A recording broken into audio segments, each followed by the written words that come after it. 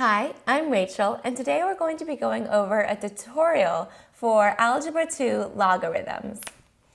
So, the basics for a log, right? Let's say we have log 2 of 8. The base is 2.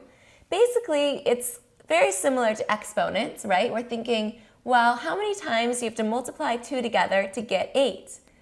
If we have 2 times 2 times 2, right, that's 4 times 2 is 8. There's 3 2's, right? Just like how 2 to the third equals 8, the answer of this problem, log base 2 of 8, is going to be 3.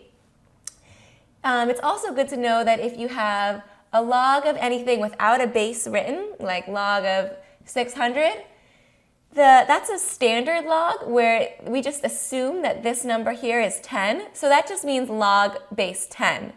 There's also natural logs, right, which look like this, ln of, some number, and that's actually where there's an e here, right? But we don't need to write the e, we just write it ln.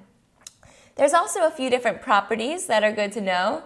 It's good to know that log of x divided by y equals log of x minus log of y.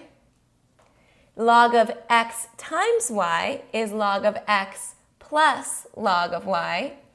And log of x to the y equals y log x. So you just bring it in front as a coefficient. Those are properties, they're all very similar to exponents, if you know your exponent properties, that are just good to memorize. I'm Rachel, and thanks for learning with us today.